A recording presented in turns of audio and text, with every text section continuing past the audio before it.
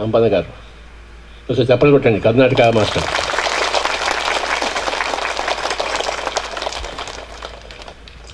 PSSM సృష్టికర్త బెంగళూరు పత్రిజీ గారికి నమస్కరిస్తూ, మనందరికీ నమస్కరిస్తూ, అందరూ అనుభవాలు ఉంటుంటే ఆ అనుభవం కూడా నాదే. ఎందువల్ల అంటే నేను కూడా ఒక పల్లెలో పుట్టి 8వ తరగతి 6 సబ్జెక్ట్ ఫెయిల్. అంతేనా? మొత్తం ఏమీ లేవు. అయితే ఆ వెనకటి జన్మ జ్ఞానం ఉంది కదా, ఆ జ్ఞానము నన్ను ఆ పల్లె నుంచి సిటీకి తీసుకువచ్చింది. సిటీ నుంచి 3 సంవత్సరాల్లో ఆ సిటీలో నా బిజినెస్ చేస్తూ ఉండిన బిజినెస్ అంతా మైనస్ అయిపోయింది.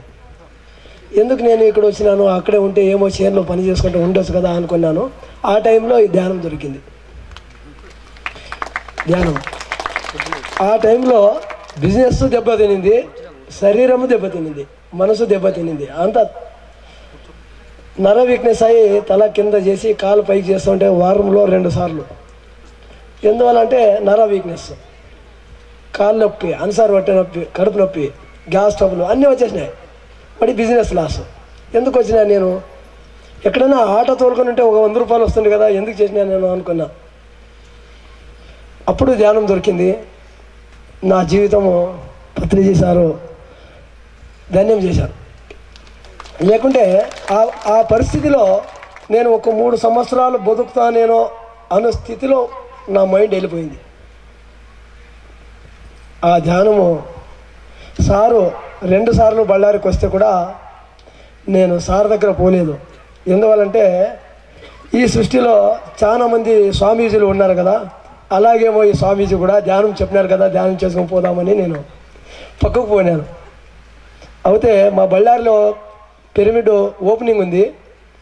ఫస్ట్ పిరమిడ్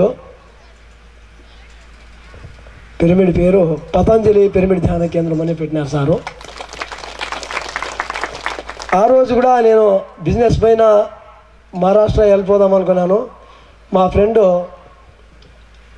హొస్పేట్లో ఒక గురూజీ దగ్గర ఇదే ధ్యానము వేరే రకంగా చేస్తూ ఉన్నాడు. కాదప్పా, నీవు ధ్యానం చేస్తున్నావు, నీవు గురూజీ బళ్ళారికి వస్తావంటే పోతున్నావు అంటావు కదా అని. ఏం లేదప్పా గురూజీ, ఏమవుద్దు, నీ శ్వాస నీ గురువు అని చెప్పినాడు, పోదాం పదా ఊరికి ఎందుకో అని చెప్పిన. లేదు అట్లా కాదు, ఉండాలా చూడాలా అన్నారు. అప్పుడు ఉండా నేను. ఆ రోజు సారు వచ్చిన రోజు, ఆ పిరమిడ్ ఓపెనింగ్ రోజు నేను ఉండిందే నిజంగా. ఆ రోజు నుంచి ఈ రోజు వరకు సార్ను ఇడలేదు. ఎందువల్లంటే ఆ స్వామీజీలు కాదు సారు, పంచుకునే స్వామీజీ పత్రిజీ సారు సంక్రాంతి అంతా పంచుకునేదే. ఇక్కడ ఉంది ఈ స్వామీజీ దగ్గర, ఆ స్వామీజీల దగ్గర పంచుకునేది లేదు, తెంపుకునేది ఉంది. అందువల్ల ఇక్కడ పంచుకునేది నేర్చుకొని నేను పంచుకుంటూ చేస్తా వచ్చినాము. అలాగే వస్తా సారు ఆ ప్రోగ్రాంలో అంతా వస్తూ ఉంటే ఒకసారి చెప్పాడు, 7 రోజులు ధ్యానమా యజ్ఞము, 7 రోజులు జీవితం ఆనందము, ఇంకా 358 రోజులు ప్రాపంచికము.